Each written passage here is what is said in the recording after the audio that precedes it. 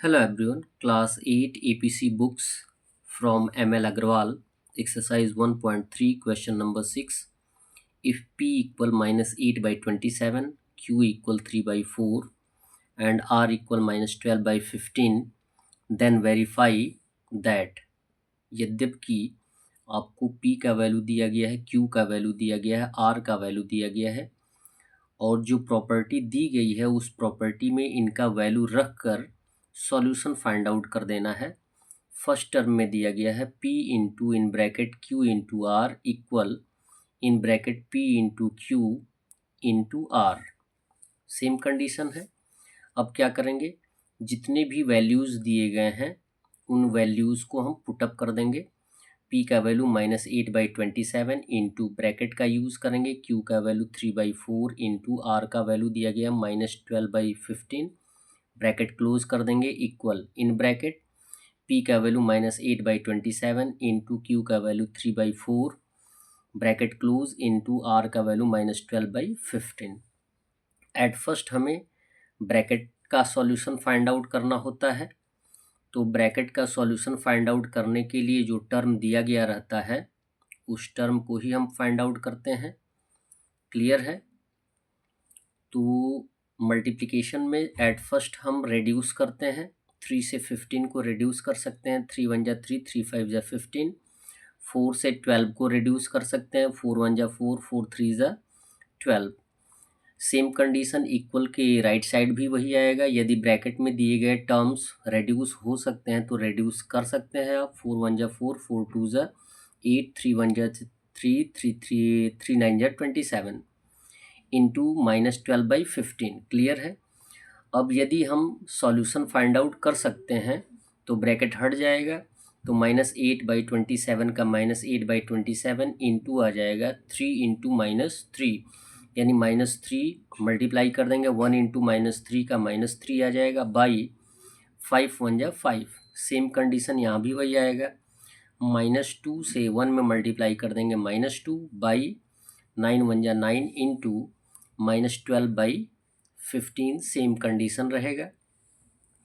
यहाँ पर भी हमें दोनों रेशनल नंबर का मल्टीप्लिकेशन फाइंड आउट करना है।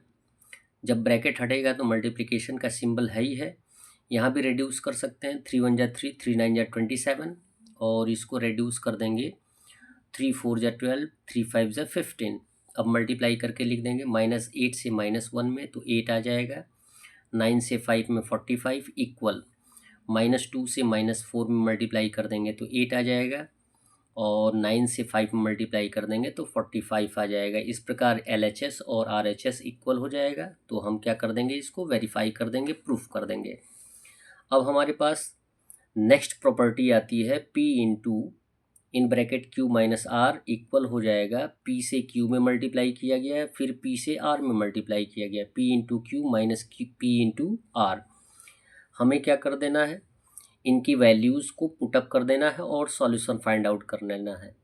P का वैल्यू दिया गया -8/27 इंटू ब्रैकेट में लिखेंगे Q का वैल्यू 3/4 और यहाँ पे माइनस है तो माइनस रहेगा। R का वैल्यू ऑलरेडी नेगेटिव है तो माइनस माइनस क्या हो जाएगा, +12/15। ब्रैकेट क्लोज कर लेंगे इक्वल P का वैल्यू -8/27 इंटू Q का वैल्यू 3/4 माइनस P का वैल्यू -8/27 इंटू R का वैल्यू -12/15।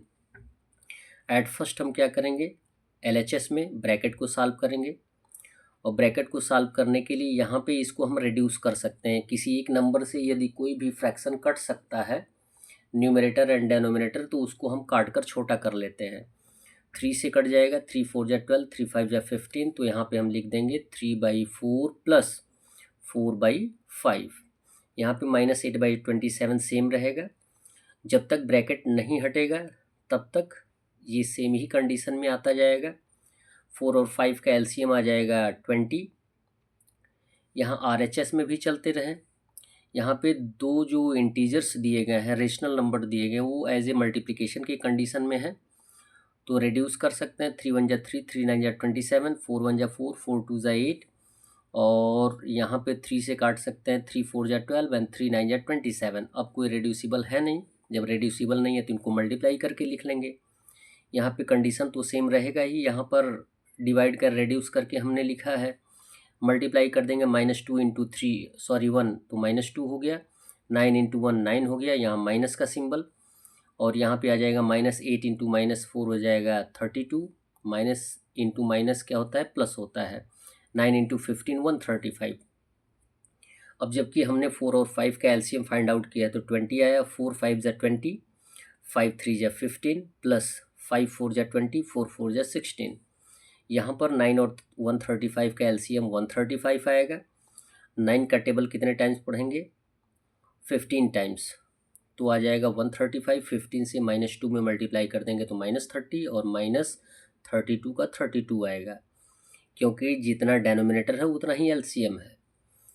अब 15 में 16 को ऐड कर देंगे तो ब्रैकेट हट जाएगा, 31/20 आ जाएगा। ये इंटू का सिंबल है तो इंटू का सिंबल रहेगा, -8/27 इंटू 31/20 आएगा, इक्वल माइनस माइनस जुड़ जाएगा लेकिन आंसर माइनस में ही रहेगा, तो -30 -32 आ जाएगा, -62/135। यहाँ पे मल्टीप्लिकेशन का कंडीशन है, इसे हम रेड्यूस कर सकते हैं।